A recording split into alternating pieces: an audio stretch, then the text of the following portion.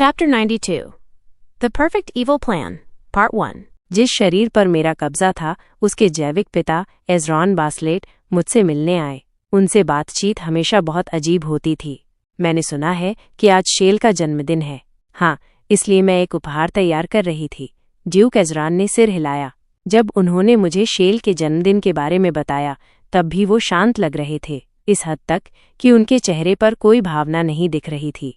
वास्तव में हमारे परिवार का एकमात्र अन्य सदस्य एक चाची थी। उपन्यास में एरन के परिवार में केवल उसके पिता थे। ये सच में दुखद था। किसी दिन मुझे ड्यूक एज़रॉन के साथ उस अजीब माहौल से छुटकारा पाना होगा, लेकिन उससे पहले मुझे पहले खलनायिका का पुनर्वास करना था।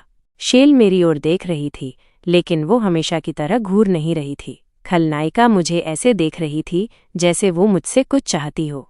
आज खलनायिका का जन्मदिन था और मैं जानती थी कि खलनायिका क्या चाहेगी। उसे मिठाई चाहिए थी। आज मेरा जन्मदिन है, क्या ऐसा है? मैंने ऐसे जवाब दिया जैसे मुझे पता ही नहीं था, और मैं ऐसा एक कारण से कर रही थी।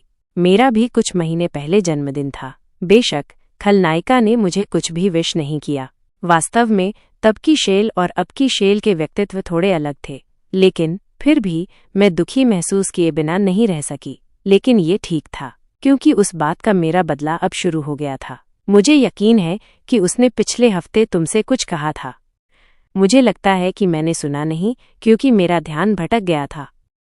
शेल ने मेरी ओर उदास चेहरे से देखा। भले ही उसका मुंह बंद था, मैं सुन सकती थी कि वो क्या कहना चाहती थी। तो मेरी मिठाई का क्या? ऐसा लग रहा था कि वो इसे जोर से कहने वाली थी। हालांकि शेल के गंभीर भाव के गुस्से में बदलने से पहले मैंने एक डिब्बा निकाला। शेल ने अपने मुंह का कोना उठाया। कारण सरल था, क्योंकि वो डिब्बा वही था जिसमें मैं आमतौर पर मिठाई रखती थी। आह! शेल ने जल्दी से डिब्बा लिया और खोला। फिर उसके मुंह का कोना, जो ऊपर उठा हुआ था, नीचे चला गया। क्यों? क्योंकि शेल जिस चीज की उम्मीद कर रही थी वो उस डिब्बे में नहीं थी। दरअसल मैंने एक उपहार तैयार किया था। बस ये है कि मैं इसे शेल को इतनी आसानी से नहीं देना चाहती थी, क्योंकि उसने मेरे जन्मदिन पर मुझे कुछ नहीं दिया था। नहीं, खलनायिका ने मेरे जन्मदिन पर भी मुझे धमकाया था, इसलिए इतना करना बिल्कुल ठीक होना चाहिए। ठीक वैसे ही जैसे खलनायिका ने मेरे जन्मदिन पर मुझे धमकाया था, मैं भी वैसा ही करना चाहती थी। शेल ने एक पल के लिए डिब्बे में देखा और फिर अपना मुंह खोला। मेरी मिठाई कहाँ है? आश्चर्यजनक रूप से शेल मुझ पर गुस्सा नहीं हुई। मैंने सोचा था कि जैसे ही वो देखेगी कि डिब्बा खाली है, वो मुझे घूरने लगेगी। बस इतना काफी है। एक अच्छे बच्चे को उपहार मिलना चाहिए। मैंने एक और डिब्बा निकाला जो मैंने शेल के लिए तैयार किया था, जो अभी भी काफी उदास दिख रही थी। नहीं, मैंने बस उसे दिखाया। इस डिब्बे में मिठाइयाँ हैं, लेकिन ये मुफ्त नहीं होगा। यदि आपको कोई उपहार मिलता है तो कृतज्ञता व्यक्त करना स्वाभाविक है। कृपया धन्यवाद कहें। दरअसल किसी को भी अपनी कृतज्ञता व्यक्त करने के लिए मजबूर करना अच्छी बात नहीं थी, लेकिन खलनायिका को ये सिखाने की जरूरत थी कि ऐसा कैसे किया जाता है। धन्यवाद, शेल ने तुरंत कहा। मैं चौंक उठी। खलनायिका के चरित्र को देखते हुए, जो आमतौर पर धन्यवाद नहीं देती थी, ये बहुत तेज था। क्या मिठाइयों की शक्ति इस स्तर तक पहुंच गई थी? उसके शब्द अंतरिका से ज्यादा मजबूर लग रहे थे, उतना ही संतोषजनक था।